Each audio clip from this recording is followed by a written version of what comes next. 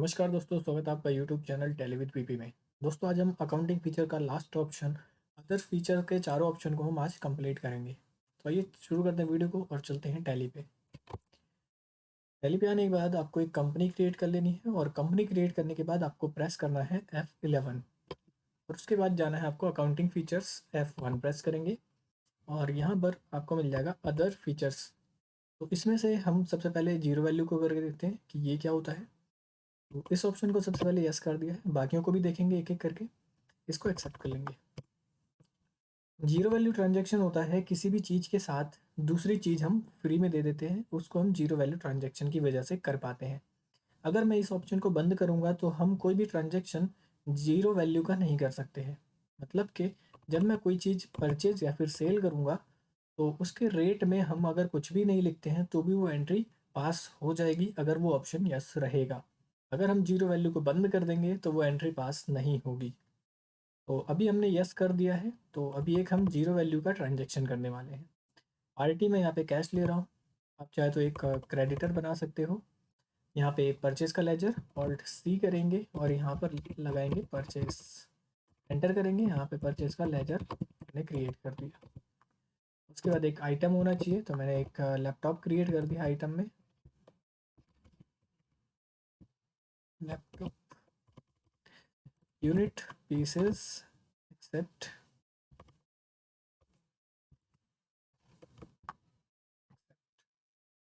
एक piece laptop मैंने खरीदा है जिसके साथ मुझे एक पीस माउस फ्री मिलेगा।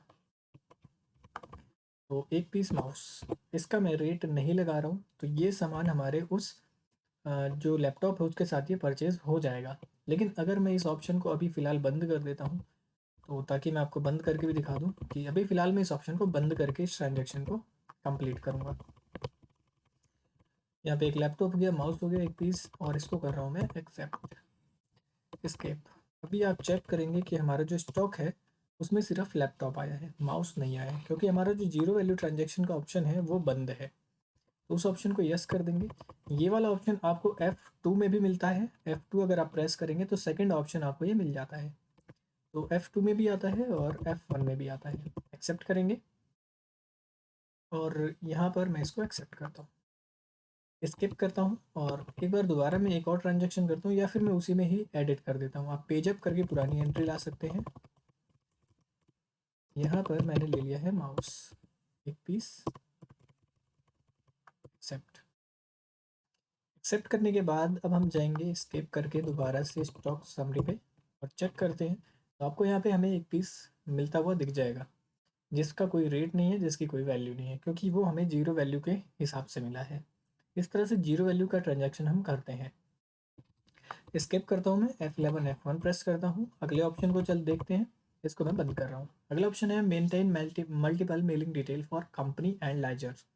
जो हमारी कंपनी होती है उसके लिए मल्टीपल मेलिंग आप डिटेल बना सकते हो। जैसे मेरी एक कंपनी टैली विद बीपी जो है वो मैंने एड्रेस तो प्रॉपर नहीं डाला है, फिलहाल मैंने स्टेट ही लिया है दिल्ली।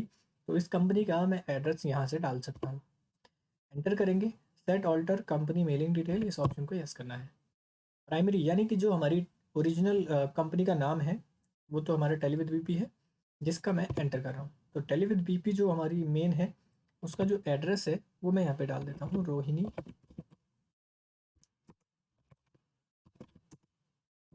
सेक्टर 4। एक्सेप्ट कर लेंगे इसको। और मान लीजिए कि इसी कंपनी की एक और ब्रांच है, तो या फिर मैं ही एक ओनर हूँ जिसकी दो कंपनियां चल रही हैं, एक तो ये कंपनी हो गई और दूसरी कंपनी वो कहीं और है। तो उस कंपनी का हम यहाँ पे नाम डाल सकते हैं। तो मैंने यहाँ पे लिख दिया है प्रिचर्ड फाउंडेशन। एंटर करेंगे, मेलिंग नेम यहाँ पे डाल देंगे परफेक्ट लर्निंग। जो लर्निंग उसके अंडर में चल रही है, यहाँ पर उसका एड्रेस डाल देंगे। इसका मैंने डाल दिया है पीतमपुरा एम ब्लॉक। इस तरह से एड्रेस डाल के इसको एक्सेप्ट कर लेंगे। इस तरह से हमने दो एड्रेस क्रिएट करे हैं। एक तो मेन जो हमारी मेन कंपनी है टैली विद पीपी, उसका एड्रेस हमने डाल दिया रोहिणी सेक्टर 4, और एक एड्रेस डाल दिया मैंने पीतमपुरा। स्किप करते हैं, अब आते हैं अकाउंटिंग वाउचर। F9 से परचेस कर रहा हूँ, लेकिन जो हमारी डिटेल होती है जब हम बेचते हैं कोई सामान, तो उसमें हमारा वो शो करता है हमारी डिटेल। वेट करते हैं सेल करने के लिए। सेल करने के लिए एक सेल का लेजर होना चाहिए, तो मैंने यहाँ पे सेल का लेजर क्रिएट कर लिया है। यहाँ पर ले लिया है लैपटॉप। मैं ये लैपटॉप सेल कर रहा हूँ किसी को, जिसकी कीमत मैंने यहाँ पे लगा दी है 50,000 रुपया। एक्सेप्ट करेंगे, एक्सेप्ट कर लेंगे, पेज अप करेंगे, हमारी पुरानी एंट्री आ जाएगी। अब इसको हमें करना होगा प्रिंट। ऑल्ट पी करेंगे और ऑल्ट के साथ आई करेंगे प्रीव्यू के लिए। यहाँ पर आता है नो प्रीव्यू प्रीव्यू, तो जब आप ऑल्ट आई करेंगे तो प्रीव्यू यहाँ पे लिखा हुआ आ जाएगा। उसके बाद आपको उसी ऑप्शन के नीचे मिलेगा टाइटलिंग। ऑल्ट टी प्रेस करेंगे, यहाँ पर आपको ऑप्शन मिलता है कंपनी एड्रेस टू प्रिंट। आप कौन सी कंपनी का एड्रेस प्रिंट करना चाहते हो, प्राइमरी यानी जो मेन थी, या फिर दूसरी वाली कंपनी का एड्रेस। तो जो भी आप सेलेक्ट करेंगे वो आप प्रिंट कर सकते हैं। मैं आपको पहले प्राइमरी का दिखाता हूँ। जब मैं यहाँ से प्राइमरी करूँगा तो कौन सा एड्रेस आएगा। जब ऑल्ट जेड कर दिया मैंने इसको, यहाँ पर जब मैंने प्राइमरी करा तो रोहिणी सेक्टर 4 आ रहा है। स्किप करेंगे, skip, alt P, alt T, T से यहाँ पे हम टाइटलिंग पे चले जाएंगे। इस बार मैं इस वाले को लेता हूँ, तो इस बार आप देखेंगे कि इधर एड्रेस दूसरा आएगा, इस बार पीतमपुरा का है। इसी तरह से हम मल्टीपल मेलिंग का भी यूज़ करते हैं कि आप एक ही बिल पे कई सारे एड्रेस अपने बना के रख सकते हैं। जिस भी कंपनी, जिस भी ब्रांच से हमारी सेलिंग हो रही है, परचेजिंग हो रही है, आप वो लगा सकते हो। परचेज में भी आप कर सकते हो, उसमें कोई दिक्कत नहीं आती। लेकिन मैंने सेल पे इसलिए लगाया ताकि ये अक्सर हमारा सेल पे ही होता है, क्योंकि परचेज पे तो हमारा बिल पे ही चढ़ के आता है।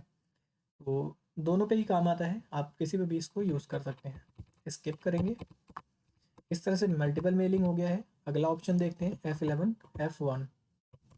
F11 F1 करने के बाद यहाँ पे एनेबल कंपनी लोगो, कंपनी का लोगो लगाना। मैं इस ऑप्शन को जैसे ही यस करूँगा, यहाँ पे मेरे से लोकेशन मांगेगा लोगो का। तो लोगो का लोकेशन हमें देना है, साथ ही साथ जो लोगो होगा उसका फॉर्मेट BMP या फिर JPG होना चाहिए। उसका साइज़ होना चाहिए 96 पिक्सल इन विड्थ और 80 पिक्सल हाइट होनी चाहिए। तो सबसे पहले तो हमारे पास एक लोगो होना चाहिए और उसको एडिट करना होगा इस तरह से कि वो JPG भी हो जाए और 96 पिक्सल उसकी विड्थ हो और हाइट 80 पिक्सल। तो उसके लिए हमें एक सबसे पहले तो पेंट ओपन करना पड़ेगा। तो मैंने यहाँ पे ओपन कर लिया है पेंट। अगर आप कोई और सॉफ्टवेयर यूज करना चाहते हो तो आप उसमें भी कर सकते हो। पेंट ओपन करने के बाद आपको जाना है फाइल पे। फाइल पे जाने के बाद आपको एक पिक्चर ओपन कर लेनी है जो भी आप लोगो में लगाना चाहते हो। तो मैं यहाँ से ओपन कर रहा हूँ। तो मान लीजिए मेरा जो लोगो है वो ये वाला है। कोई सा भी एक ओपन कर लेंगे उस लोगो के लिए। इसको मैंने उठा लिया। तो इस पिक्चर का साइज़ काफ़ी ज़्यादा बड़ा है, तो इसको हमें छोटा करना पड़ेगा। तो छोटा करने के लिए यहाँ पे रीसाइज़ का ऑप्शन आता है, इस पे जाएंगे। यहाँ पे आता है पिक्सल का, क्योंकि हमें पिक्सल में ही उसको छोटा करना है। तो हमें जो इसकी विड्थ रखनी है वो 96 पिक्सल विड्थ रखनी है, तो मैं 90 कर देता हूँ, उससे कम ही रखता हूँ। और दूसरी चीज़ थी, हमें कितनी चाहिए थी, 96 विड्थ और 80 पिक्सल हाइट चाहिए। तो मेंटेन एक्सपेक्ट रेशियो मैं हटा रहा हूँ यहाँ से, ताकि मैं कर सकूँ इसको अपने हिसाब से। तो इस टिक हटा देंगे। तो मैं एग्जैक्ट ही कर देता हूँ, 96 उसकी हाइट चाहिए और 80 उसकी विड्थ चाहिए। इसके बाद इसको कर देंगे ओके, और इस फाइल को करना है सेव। फाइल पे जाएंगे, इसको कर देंगे सेव। तो मैं इसको सेव कर देता हूँ यहीं पर दूसरी फाइल के नाम से। तो मैंने यहीं पे सेव कर दिया, नाम इसका रख दिया है BPC और यहाँ से ले लिया है JPEG। एक बार को हो सकता है कि ये JPG में सेव हो, लेकिन हमें क्या चाहिए, JPEG में चाहिए।